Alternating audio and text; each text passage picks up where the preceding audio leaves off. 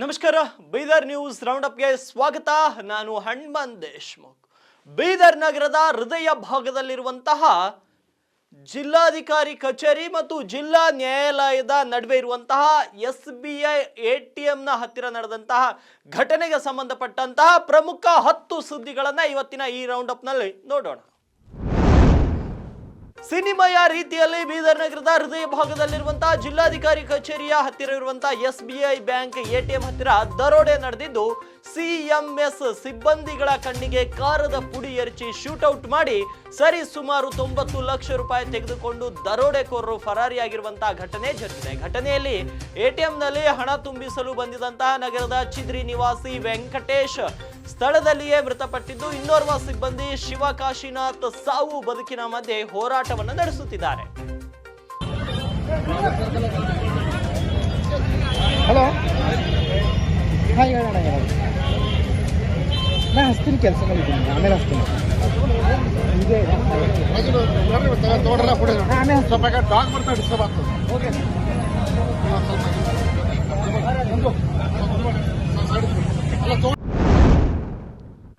ಇನ್ನು ಘಟನಾ ಸ್ಥಳಕ್ಕೆ ಭೇಟಿ ನೀಡಿದಂತಹ ಬೀದರ್ ಜಿಲ್ಲಾ ಪೊಲೀಸ್ ವರಿಷ್ಠಾಧಿಕಾರಿ ಅಂಡ್ ಟೀಮ್ ಸ್ಥಳಕ್ಕೆ ಭೇಟಿ ನೀಡಿ ಪರಿಶೀಲನೆಯನ್ನ ನಡೆಸಿದ್ದಾರೆ.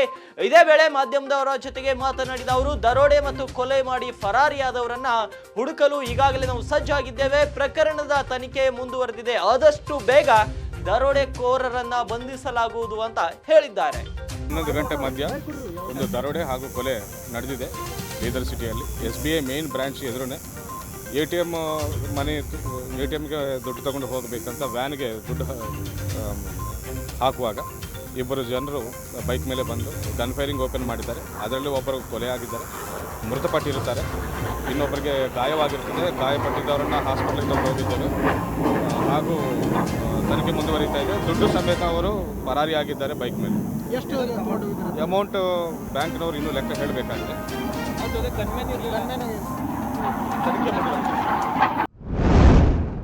ಬೀದರ್ನಲ್ಲಿ ನಡೆದಿರುವಂತಹ ಘಟನೆಯ ಕುರಿತು ರಾಜ್ಯ ಗೃಹ ಸಚಿವ G. ಪರಮೇಶ್ವರ್ ಪ್ರತಿಕ್ರಿಯೆ ನೀಡಿದ್ದು, SPಗೆ ತನಿಖೆ ಮಾಡಲು ಹೇಳಿದ್ದೇನೆ. ATM ನಲ್ಲಿ ಹಣ ಹಾಕುವಾಗ ಸೆಕ್ಯೂರಿಟಿಯನ್ನ ನೀಡಬೇಕು. ನಾನು ಮಾಹಿತಿ ಪಡೆದ ನಂತರವೇ ಮಾತನಾಡ್ತೇನೆ ಅಂತ ಹೇಳಿಕೆಯನ್ನ ನೀಡಿದ್ದಾರೆ. ಇನ್ನು ಘಟನೆಗೆ ಸಂಬಂಧಪಟ್ಟ ಹಾಗೆ ಬೀದರ್ ಜಿಲ್ಲಾ ಉಸ್ತುವಾರಿ ಸಚಿವ ಈಶ್ವರ್ ಖಂಡ್ರೆ ಕೂಡ ಪ್ರತಿಕ್ರಿಯೆಯನ್ನ ನೀಡಿ ದುಷ್ಕರ್ಮಿಗಳನ್ನ ಅರೆಸ್ಟ್ ಮಾಡುತ್ತೇವೆ. ಈ ಘಟನೆಯನ್ನ ಗೃಹ ಸಚಿವರು ಮತ್ತು SP ಅವರ ಗಮನಕ್ಕೆ ತಂದಿದ್ದು, ದುಷ್ಕರ್ಮಿಗಳನ್ನ ಆದಷ್ಟು ಬೇಗ ಬಂಧಿಸಲಾಗುವುದು ಅಂತ ಹೇಳಿದ್ದಾರೆ.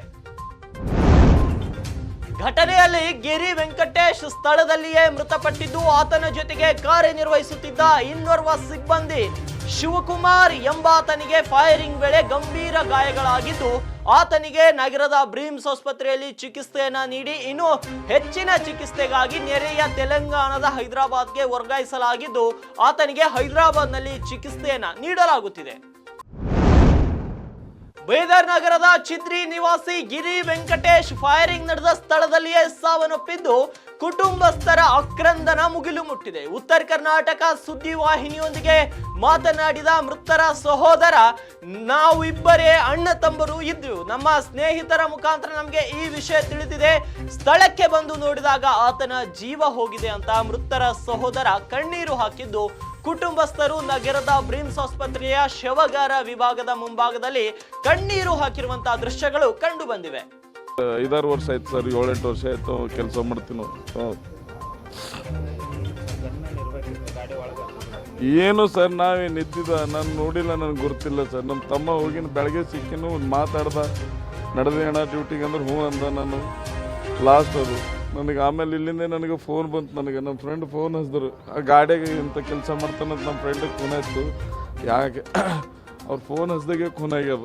ಯಾವ ಗಾಡಿಯಾಗ ನೋಡು ಎಲ್ಲಿ ಫೈರಿಂಗ್ ಆಗ್ಯದ, ಕೇಳೋ ಫೋನ್ ಹಚ್ಚು ನಿಮ್ಮ ತಮ್ಮಗ ಅಂತಂದ್ರೆ ಹಚ್ಚಿದ್ರೆ ಫೋನ್ ಹಚ್ತೀನಿ. ಫೋನೇ ರಿಸೀವ್ ಇಲ್ಲ ಅಂದಾಗೆ ನನ್ನ ಕೈಕಲ್ ತಣ್ಣಗಾಗ್ಯಾವ. ಆಗಿಲ್ಲ ಸರ್, ನಾವಿಬ್ಬರೇ, ನಾ ದೊಡ್ಡ ಅವನು ಸಣ್ಣ.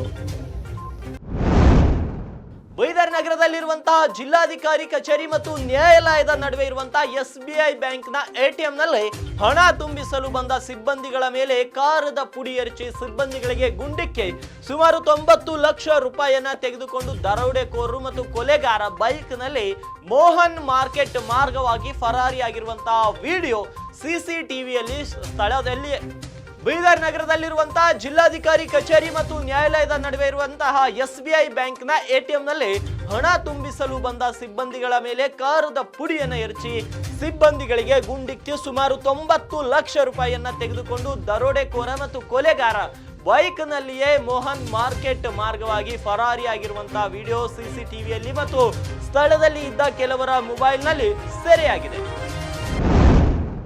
ಇನ್ನು ಘಟನೆಯಲ್ಲಿ ಮೃತಪಟ್ಟಿರುವಂತಹ ಹಾಗೂ ಗಾಯಗೊಂಡಿರುವಂತಹ ಸಿಬ್ಬಂದಿಗಳ ಕುಟುಂಬಕ್ಕೆ ಸರ್ಕಾರ ಪರಿಹಾರವನ್ನ ನೀಡಬೇಕೆಂದು ಕೇಂದ್ರದ ಮಾಜಿ ಸಚಿವ ಭಗವಂತ ಖೂಬಾ ಆಗ್ರಹಿಸಿದ್ದಾರೆ. ಹಾಡು ಹಗಲೇ ಈ ರೀತಿ ಘಟನೆ ನಡೆದಿರುವುದು ನಿಜಕ್ಕೂ ಆಘಾತಕಾರಿ. ಇದು ಸಚಿವ ಖಂಡ್ರೆ ಅವರ ಆಡಳಿತ ವೈಫಲ್ಯ ಮತ್ತು ಆಡಳಿತದ ಮೇಲೆ ಅವರಿಗೆ ಹಿಡಿತವಿಲ್ಲದಿರುವುದೇ ಇದಕ್ಕೆ ಕಾರಣ ಎಂದರು.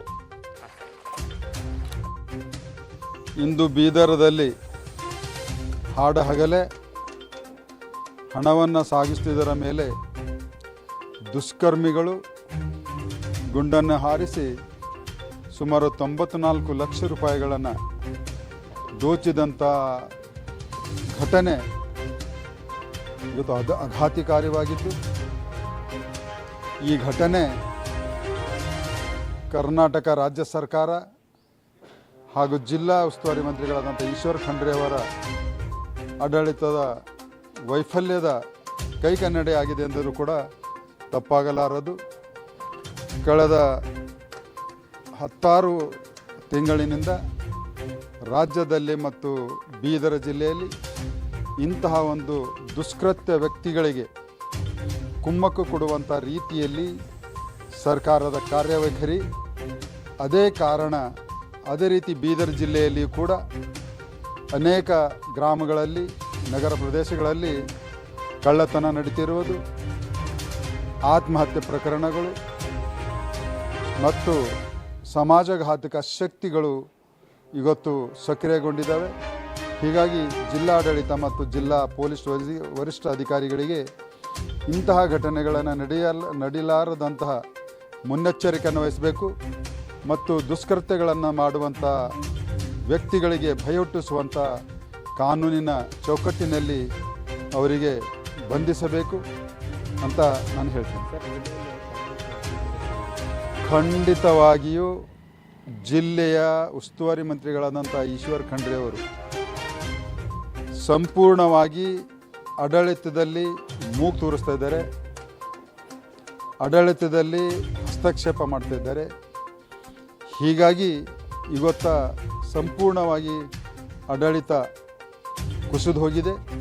ಇದಕ್ಕೆ ಯಾರಾದರೂ ನೇರವಾಗಿ ಕಾರಣ ಇದ್ದಾರೆ ಅಂದರೆ ಅದಕ್ಕೆ ಜಿಲ್ಲಾ ಉಸ್ತುವಾರಿ ಸಚಿವರಾದಂಥ ಈಶ್ವರ್ ಖಂಡ್ರೆ ಅವರೇ ನೇರವಾಗಿ ಕಾರಣ ಆಗಿದ್ದಾರೆ.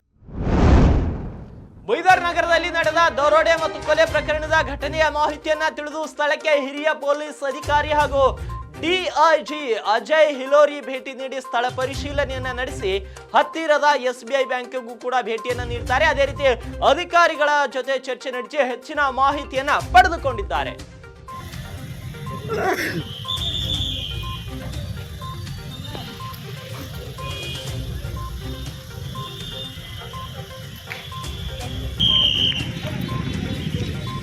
ಸಾರಿ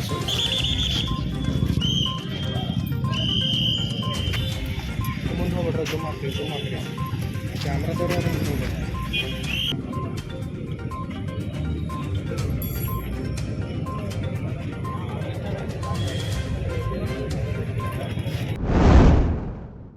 ಬೀದರ್ ನಗರದಲ್ಲಿ ನಡೆದಿರುವಂತಹ ದರೋಡೆ ಮತ್ತು ಕೊಲೆ ಪ್ರಕರಣದಲ್ಲಿ ಸಾವನ್ನಪ್ಪಿದ ಗಿರಿ ವೆಂಕಟೇಶ್ ಅವರ ಕುಟುಂಬಸ್ಥರಿಗೆ ಕೇಂದ್ರದ ಮಾಜಿ ಸಚಿವ ಭಗವಂತ ಖೂಬಾ ಭೇಟಿಯನ್ನ ನೀಡಿ ಸಾಂತ್ವನವನ್ನ ಹೇಳಿದ್ದಾರೆ. ಮೃತರ ಸಹೋದರನಿಗೆ ಧೈರ್ಯ ತುಂಬಿದಂತಹ ಖೂಬಾ, ನಿಮ್ಮ ಜೊತೆಗೆ ನಾವಿದ್ದೇವೆ, ನಿಮಗೆ ನ್ಯಾಯ ಕೊಡಿಸುವ ಕೆಲಸ ಮಾಡುತ್ತೇವೆ ಅಂತ ಧೈರ್ಯ ತುಂಬಿದ್ದಾರೆ. ಜೀವ ಕಳೆದೋಗ್ಯದ, ಜೀವ ಬರಲ್ಲ, ಆದ್ರೂ ಧೈರ್ಯ ಕಳ್ಕೊಬೇಡಿ. ನಿಮ್ಮ ಜೊತೆಗೆ ಸದಾ ಇದ್ದೀವಿ. ನಿಮ್ಮದು ಸರ್ಕಾರ ಕಡೆಯಿಂದಾಗಲಿ ನಮ್ಮ ಪಾರ್ಟಿ ಕಡೆಯಿಂದಾಗಲಿ ಎಲ್ಲ ನಿಮ್ಮ ಜೊತೆ, ಏನು ತಲೆ ಕೆಡಿಸ್ಕೋಬೇಕು. ಏನೇ ಸಮಸ್ಯೆ ಇದ್ದರೆ ನಾವು ಬೇಗಂತ ನಾನು 4 ದಿನ ಇಲ್ಲೇ ಇರ್ಲತ್ತೀನಿ. ನೀವು ಯಾರಿಗೂ ನನ್ನ ಫೋನ್ ಮಾಡಿ, ನಾನು ಆಲ್ರೆಡಿ ಎಲ್ಲ SP ಡಿ ಸಿ ಎಲ್ಲರಿಗೆ ಮಾತಾಡಿದ್ದೀನಿ, ಮತ್ತೂ ನಿರಂತರವಾಗಿ ನಿರ್ವಹಿಸಬೇಕು, ಯಾವುದು ಭಯಪಡುವಂಥ. ಇವಾಗಿದ್ವು ಬೀದರ್ ಜಿಲ್ಲೆಯಲ್ಲಿ ಇಂದು ನಡೆದಂತ ಘಟನೆಯ ಪ್ರಮುಖ ಹೈಲೈಟ್ಸ್ಗಳು. ಮತ್ತೆ ನಾಳೆ ಭೇಟಿಯಾಗ್ತೀನಿ ಬೀದರ್ ನ್ಯೂಸ್ ರೌಂಡ್ ಅಪ್ ನಲ್ಲಿ.